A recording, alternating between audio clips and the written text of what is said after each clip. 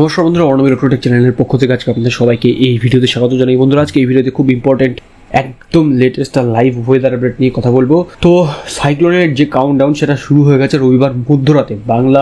বাংলাদেশ উপকূলে কিন্তু ল্যান্ডফল হবে বলে আবহাওয়া দপ্তর সূত্রে খবর। সাগরদ্বীপ আর খেপুপাড়ার মধ্যে আছড়ে পড়বে এই সাইক্লোন রেমাল। উপকূলে সর্বোচ্চ 135 কিলোমিটার প্রতি ঘন্টা বেগে বইতে পারে ঝড়। সন্ধ্যাতেই নিম্নচাপ ঘূর্ণিঝড়ে কিন্তু রূপ নেবে। ল্যান্ডফলের সময় ম্যাক্সিমাম গতিবেগ থাকবে 135 কিলোমিটারও কিন্তু বেশি। তো এইবার আসা যাক এই সাইক্লোনের জন্য কী কী প্রস্তুতি নেওয়া হয়েছে। সন্ধ্যাতেই কিন্তু নিম্নচাপ রূপ নেবে ঘূর্ণিঝড়ে, আর পূর্ব মধ্য বঙ্গোপসাগরের অতি গভীর নিম্নচাপ এদিন সন্ধ্যেবেলা ঘূর্ণিঝড়ে পরিণত হবে। পূর্ব মধ্য বঙ্গোপসাগর আর উত্তর বঙ্গোপসাগরের এই ঘূর্ণিঝড় তৈরি হবে।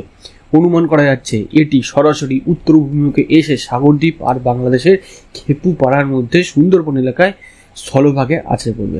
রবিবার মধ্যরাতে ল্যান্ডফলের সময় এই ঘূর্ণিঝড়ের গতিবেগ থাকবে 135 কিলোমিটার প্রতি ঘন্টায়। তো শেষ আপডেট কি বলছে? হাওয়া অফিস জানাচ্ছে যে এই ঘূর্ণিঝড়ের উৎস চেন্নাই উপকূলীয় অঞ্চল থেকে 720 কিলোমিটার দূরে ভারত মহাসাগর আর বঙ্গোপসাগরের সংযোগস্থলে। আবহাওয়াবিদরা বলছেন ভারত মহাসাগরের একটা বড় অংশের তাপমাত্রা বেশি থাকার ফলেই কিন্তু এই ঝড়ের জন্ম হয়েছে।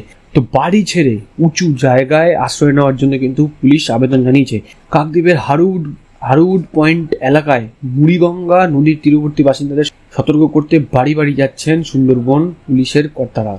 কাকদ্বীপের এসডিপিও বিশাল পুলিশ বাহিনী নিয়ে গ্রামের পর গ্রামে গিয়ে মানুষজনকে স্থানীয় সাইক্লোন সেন্টার, স্কুল, ভবন আর উঁচু জায়গায় আশ্রয় নেওয়ার জন্য কিন্তু আবেদন জানাচ্ছে। এবার আসবো সুন্দরবনের কি পরিস্থিতি এখন।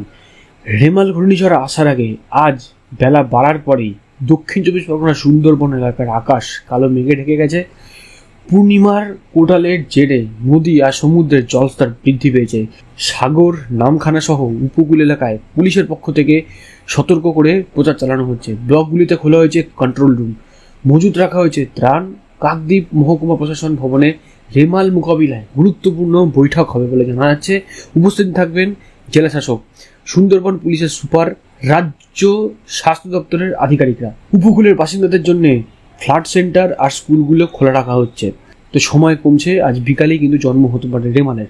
আবহাওয়া অফিস বলছে শনিবার থেকেই ঘূর্ণিঝড় রেমালের দুর্যোগপূর্ণ দুর্ভোগ শুরু হবে। আর হাওয়া অফিসের সেই পূর্বাভাস মিললে সময় অত্যন্তই কম। জানা যাচ্ছে বর্তমানে বঙ্গোপসাগরে ঘনীভূত হয়ে অতি গভীর নিম্নচাপে পরিণত হয়েছে। আজ সন্ধ্যে থেকে রাতের মধ্যেই কিন্তু সেটি ঘূর্ণিঝড়ে পরিণত হবে। বন্ধুরা, আমি চেষ্টা করছি একদম শেষ মুহূর্তের লেটেস্ট ওয়েদার আপডেটগুলো আপনাদের সাথে শেয়ার করতে। তো বন্ধুরা, আমাদের এই ভিডিও বা আমাদের এই আপডেট আপনাদের কেমন লাগছে অবশ্যই কিন্তু কমেন্ট সেকশনে কমেন্ট করে জানাবেন। ভালো লাগলে লাইক করবেন, ভিডিওটা অনেক বেশি করে শেয়ার করুন। এরকম ভিডিও আপডেট তাড়াতাড়ি পাওয়ার জন্য চ্যানেলটাকে যারা এখনো সাবস্ক্রাইব করেননি অবশ্যই চ্যানেলটাকে সাবস্ক্রাইব করবেন। আর অলরেডি যারা সাবস্ক্রাইব করছেন তাদেরকে অসংখ্য ধন্যবাদ। তো বন্ধুরা, ভিডিওটার সাথে শেষ পর্যন্ত থাকার জন্য সবাইকে ধন্যবাদ জানাই। ভালো থাকবেন, সুস্থ থাকবেন, বাই।